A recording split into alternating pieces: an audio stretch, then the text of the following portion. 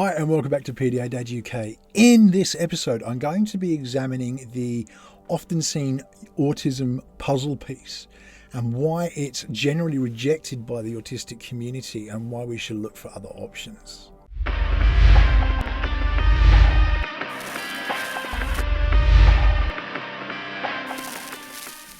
So as I say, welcome back to PDA Dad UK. Before we go on, can you go hit like, hit subscribe and ring the bell. You'll always know when I've got new content coming on, and you'll also be helping me hit that 10,000 subscriber mark. Can you also go in and chuck a comment in just to say you've found help or whatever in what I'm putting on here? It makes a big difference to how the algorithm plays out, and basically it makes it get seen by the people who need to see it, and hopefully spreads some good. As I say, I am looking at the autism puzzle piece that you often see represented in the community, but it's often used by neurotypical people such as myself as a way to kind of show solidarity with autistic people and raise awareness. However, it's got a really dark ableist history. And if you want to understand ableism, do check out the video. It explains what ableism is, basically. Ableism is just simply a form of ism that we see in society, like racism, sexism. Basically, ableism is putting down disabled people for whatever reason, and it's a negative. So there's an ableist history to the puzzle piece, and it's really something that's not understood but really offends a lot of neurodivergent people. So what is the history of the puzzle piece? And this is a really interesting question because it's something we use and we don't necessarily understand where it came from and what it reflects back to. But the history of the puzzle piece is really something that a lot of autistic people, neurodivergent people, find really concerning.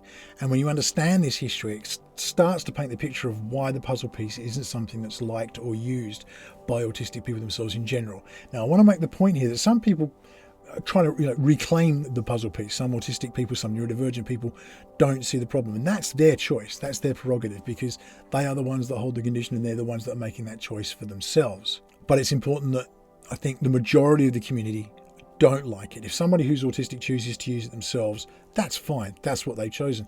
But I think as neurotypical people, it's something we need to be aware of. And if we're representing that, we need to know why we've chosen to and why it's probably best not to in those situations. So the origins of the puzzle piece are really quite interesting, and it was actually something that came from the UK.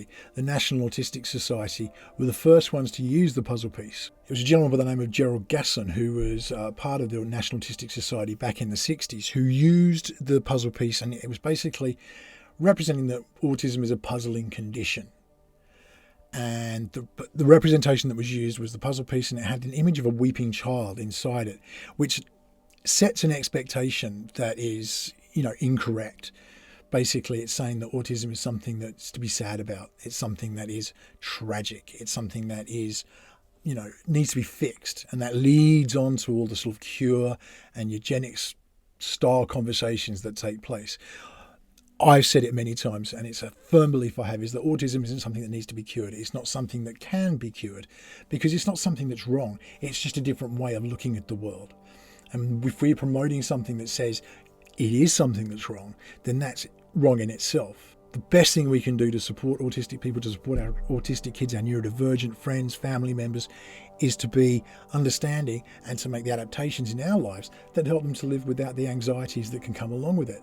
If we can do that, everybody wins. So they adopted this puzzle piece and this image of the child, and that sort of became their logo for a while, if you like. It was something that was used to promote the National Autistic Society's goals and aims and what they were doing. The bigger problem with this is that because it was seen as something that was a fault, something that was wrong, it led to a lot of treatments and mistreatments, if you like, of autistic and neurodivergent people, forcing them to undergo therapies and cures, if you like, that were inappropriate. Now, I've talked before on this channel about ABA and why I am so vehemently against it. And it's something, if you don't understand ABA, please do go check that out. It's so important to understand the impact that these things have. But the simplest way I can put it is that ABA is basically like dog training for autistic people. It forces them to mask. Masking is something that's really, really detrimental. People mask naturally. You can go and check out my video on masking. There's a lot to learn about that, and the more we can understand masking, the better it is for everybody. But the point is that by repressing things, it's just being bottled up inside, and it leads to a lot of conditions and issues later in life, often associated with mental health, because these things have been repressed. It leads to PTSD, can often lead to disorders like bipolar disorder and stuff like that. And because it's just been repressed all this time, it has to come out in some way. It is not an appropriate way to deal with something. The best way we can do is to adopt the needs rather than try and fix them. And it's a natural thing, and I'm not criticizing people who've maybe taken that route in the past because they think they're helping. And I think that's the goal that most people have, most parents, most carers. They just want to see their kids happy. And we have a natural thing as neurotypical people to say, this is how I'm happy, so therefore that's how they're going to be happy. And it's not the right way to go about things. The path to the dark side is paved with good intentions. And it's that thing, we can do the wrong thing for the right reasons. And I think when we learn that and we see the damage it can do, stopping that is really important. Do go check out my stuff on ABA. It is something that's really important to learn about, and masking as well. So I'll put links in the description, but it's really, really important to learn. So the next stage really came in the late 90s. This had been established for a while. And in the 90s, the Autism Society of America basically came up with, they incorporated the puzzle piece into the ribbon. You'll often have seen the ribbon with lots of different coloured puzzle pieces throughout it. Now, the idea of this was to kind of show the different arrays of the spectrum, if you like, the complexity of the autism spectrum. There are different types of autism. There are different ways that autism can be displayed by autistic people, and the needs and the support that is required. So you can see there's kind of a good intention behind it. The idea of making it bright was that it was supposed to show hope and make it something that was a hopeful thing. Good intentions again, but again, the problem was that in this context, making people aware of autism, and there's that thing of the difference between autism awareness and autism acceptance, if you like, and what I like to go on to is autism celebration. Autism awareness tends to lead to the idea that something is wrong. We need to be aware of it because it's a fault, it's an incorrect, and we've already talked about this, so I won't rehash it, but that's not the case. That's what leads to things like ABA therapies and other things that basically are forced to repress autistic traits and things that are meant to eradicate autism. It's not something that's healthy. It's not the right way to go about things, and it's why there is such an issue. When you've got something which is an intervention, which is trying to cure or treat, that is not the way to go with neurodivergence. It's not a cancer. Cancer needs to be cured. Cancer needs to be treated. Autism doesn't need to be cured. It doesn't need to be treated. It needs to be accepted, and it needs to be celebrated and incorporated into the lives of those around us. Really, where the puzzle piece comes into its own, and the reason it is really, really hated by the majority of the autistic community, is that it was adopted by Autism Speaks. Now, Autism Speaks is an American autism charity, and I really do use the inverted commas with that because Autism Speaks are responsible for a lot of damage that's been done to autistic people. The idea of the blue puzzle piece, so it's really what Autism Speaks did was to take the puzzle piece, make it a blue thing, and it's become this way that they're going about raising autism awareness again. The problem is with the blue, the idea was that it was meant to be a boy's condition. Now, this takes on that whole thing of, girls can't have autism. We know that not to be true now. We know that autism simply displays generally differently with girls. Girls are a lot more adept at masking than boys in general. And so the way it plays out, my daughter, to speak to her initially, you wouldn't know that she was autistic. It's only when you spend some time with her and you start to see some of the traits come out that you start to realise there's a neurodivergence here and I need to make adaptations and accept that. So even today, Autism Speaks use the blue puzzle piece, and it's bled into so many other things. So you have the Paint It Blue Day or the Colour It Blue, the whole thing about, raising awareness for autism again. Halloween, the blue buckets, it all stems back to this Autism Speaks, and it's supposed to show that, understanding of this person can be autistic. The problem is Autism Speaks history with neurodivergence is really, really checkered and incredibly ableist. Basically, Autism Speaks are proponents for ABA therapies. So they really see autism, they have actually said themselves, they've called it a disease. Now, autism isn't a disease. I can't stress this enough. It's not something that's wrong. It's something that's different. I did a video a while back about guitars and the way that the guitar works with different types of guitars and different inputs and so forth. You can play the same piece of music, but with different guitars, you have a very different result. I see that as a really apt description for the way autism is. It's not something that is wrong. There's nothing wrong with an electric guitar, say, against an acoustic guitar. The difference is the way that it's processed is different, and so the output is different. And it's like that with autism, it's like that with neurodivergence. The mind's still fully functioning, the person is still fully functioning. They're processing the world in a different way, and so the output is different. The way they cope is different with stresses and so forth. And once you actually start looking into that, you start to see a lot of similarities. You know, people stim. People don't realise they're stimming. If you go shopping to do a bit of retail therapy, you're stimming. It's the same as somebody who maybe shakes or plays with something or plays with their hair. It's not something that's wrong. It's just a different way of processing anxieties and getting them out and sorting through them in our own minds. You know, it could be playing games. It could be reading a book. It could be listening to music like it is for me. That's my form of stimming. I love music. It makes me feel different, and it's a real channel for my anxieties and stresses, but also my joys. And that's exactly the way it plays out for autistic people in different ways. Sometimes in the same way. I know many autistic people who are very, very big fans of music because it helps them to regulate that way as well. Stating that autism is a disease is just such a negative aspect to it. It really is seen as something that's wrong. And as we say, it's not something that's wrong, it's something that's different. By Autism Speaks promoting this more and more, it's a real problem. Now, I did a review on an Autism Speaks video a while back, which was just going through this little documentary thing they've made. And it was very open about talking about, we need to cure this, we need to find a cure. I look forward to the day that autism isn't a problem, blah, blah, blah, blah, blah. It was so negative. And, you can see why people will watch it. And as parents, you think, oh, I really relate to that. I've had the same heartaches with my kids. The difference is that, we have these heartaches, we have these struggles, but it's only because we want to see our kids happy. Learning how to make them happy is the key, not forcing them into our perspective of happiness. What Autism Speaks are doing is really saying, this is a fault, it's a disease, it needs to be cured, it needs to be eradicated, and that's eugenics. And that is a real, real problem. They've described autism as being a tragedy, it's a burden, an epidemic, if you like. And we've been through a pandemic in the recent years. We've seen what a pandemic is. We've seen what it's like. It's a disease that floats around and it causes everyone these problems, and it's a risk to everyone. Autism isn't a risk to anyone. There are accommodations we have to make, and yes, there can be self-harming or other harmful behaviours that can occur. It's learning how to help our kids with that, help autistic people to manage these things in their way. And so it's not being condescending, it's not being smug about it. It's saying, I love you and I want to help support you. How can I do that? And this is the problem with Autism Speaks, and it's the problem with the way it's done. Autism Speaks is an autism charity entirely devoid of any autistic people on their panel. Now, I run my group on Facebook, and we make sure we have a 50-50 split between autistic people and neurotypical people. And if we're going to err on a side to caution, we will have more autistic or neurodivergent people in our admin group. And the reason for that is because we want that input. I don't want to be guilty of speaking over a community. I do this channel because I've really come to have an affinity with the autistic community. I love what it achieves and what it represents and the importance that it has out there. When I look at that stuff, it's so important to bring that in. We have neurotypical parents on the group and we have autistic parents on the group. We have neurotypical people and autistic people, neurodivergent people.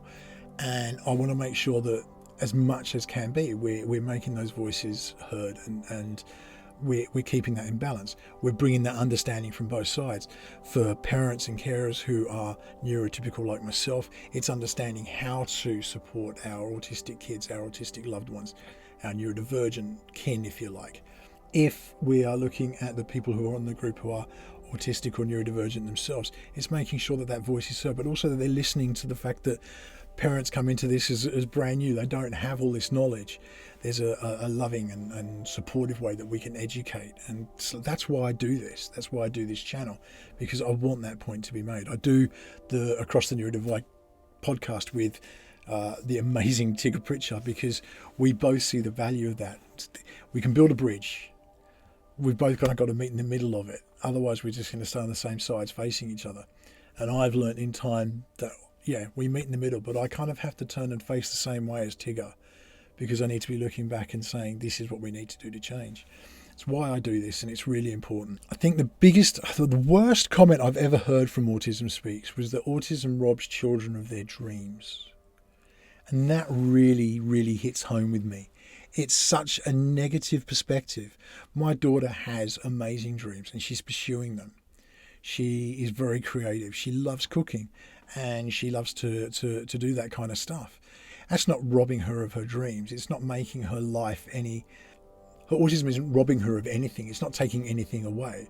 What I've had to learn to do as a parent, as a carer, as somebody who wants to support and love my daughter is, how do I make that a feature in her life so that she can use that to make her life better and to succeed and move on and be celebrated for who she is. The problem with the puzzle piece is that it makes... I've heard the word infantilized used. So it makes it seem like it's almost like... there's a condescending nature to using it. It's like, oh, I understand, pat on the head. So I've got a friend, Simon, who's on the Grumpy Gits with me, and he had a chap outside his house. Now he's a wheelchair user. He went outside his house, and his neighbour, who probably with the best of intentions, was saying, oh, that's good to see you out and about, and he patted him on the head. It couldn't have been more condescending. It couldn't have been more, and it's that attitude that comes out. And it's that reflection. By using the puzzle piece, it is something that really can be offensive to the autistic community. And if we want to make the neurodivergent community feel more accepted, more wanted, more celebrated, then we need to move away from that condescension. What has been happening as a result is that you've got things like the rainbow infinity symbol. That's what I use. I use it on my cover art and stuff for this channel. It's something that's been chosen by autistic people to represent themselves. And I think it's a much more positive way to look at things. It's not saying there's a piece missing. My wife hates the puzzle piece for this reason. It actually has nothing to do with the history. My wife is neurodivergent. She hates the puzzle piece because it seems to say there's a piece missing. And that's not the case. My wife is a complete person in every way. Her perspectives are just different. Her way of viewing the world is just different. The infinity symbol really represents the whole idea of there being a spectrum of things, that spectrum of light that's involved with it and the multicolours. But it's just something that's really positive, and it's a way of reflecting it that doesn't detract, and it's been chosen by autistic people, by neurodivergent people. The protest that comes, I'm not a puzzle. I'm not something that has to be puzzled out. I'm not something that's missing. I'm not any of these things. The point is the puzzle piece represents those things for people, and that's why we need to re-adopt something that's different to celebrate. Why do we need a symbol is actually something that comes to mind for me. We don't necessarily need one. The fact that there has been one chosen by the autistic community themselves, the neurodivergent community themselves, means that I'm happy to adopt that. Now, the rainbow infinity symbol was actually first used by somebody called Judy Singer, and she was actually the person that first coined the term neurodiversity. And I think that makes a really important point. It's, as I say, it's somebody who's autistic themselves, who's neurodivergent themselves, and they've adopted this so that they can represent it in a more positive way. Now, I want to reflect back to something that I said way back at the beginning of this, which was that some autistic people choose to reclaim the puzzle piece, and that's their choice. Some people want to use that who are neurodivergent themselves. As a neurotypical myself, I choose not to, because I don't want to offend the majority of the autistic community and the people that I've come to love so much. If an autistic person chooses to use that, then that's their choice. I had a conversation with a lady just recently through my group who used the term "my child has autism," and she was getting a lot of flack for it. And one of the things that she made the point was that's actually what my son prefers to use. He likes to say that. And she was actually trying to be respectful of her son. And I was actually really, really pleased to hear that. She'd taken this on because that was his choice. And what she does now is when she posts, if she uses that, she says, this is my son's preferred terminology. The majority of autistic people prefer to be referred to as identity first. I am autistic. I don't have autism. And it comes back to I am pregnant. I don't have pregnancy. I obviously don't have that, but you know what I mean. But yeah, it's that kind of thing. I am Australian. I don't have Australia. It's that kind of thing. When we bring it into that way, it's an identity first, and it's the way that the majority of neurodivergent people prefer to be referred to. I am neurodivergent. I don't have neurodivergence. I am autistic. I don't have autism. It's one of those things. But it really comes back to What does the individual want? When you're talking to an autistic person, just ask them. Just make that conversation. Look, I know this can be something that's contentious. How do you prefer to be referred to? Do you prefer to be referred to as autistic, or do you prefer people to say you have autism? Ask the question. People will be happy to answer, and it won't be offensive. It's not something the majority of autistic people I know are more than happy to help you to help them, if that makes sense. Help you to help your kids. And that's why I just see so much value in engaging with the wider autistic community, the wider neurodivergent community, because if I want my daughter to have a place in this world, I want to understand her from the inside as much as I can as a neurotypical, to make her as a neurodivergent person feel accepted and celebrated. That's what I've got to say. If this has helped, please do let me know. Do leave a comment in the comments and let me know. If you've got views on this, and I really would love to hear from neurodivergent people out there, your thoughts, your perspectives of the puzzle piece and what it's meant for you. If you choose to use the puzzle piece, why and what's that meant for you as well. Please do hit like, hit subscribe and ring the bell, and you'll always know when I've got new content coming up. I will see you again on the next episode, but in the meantime, please do stay safe.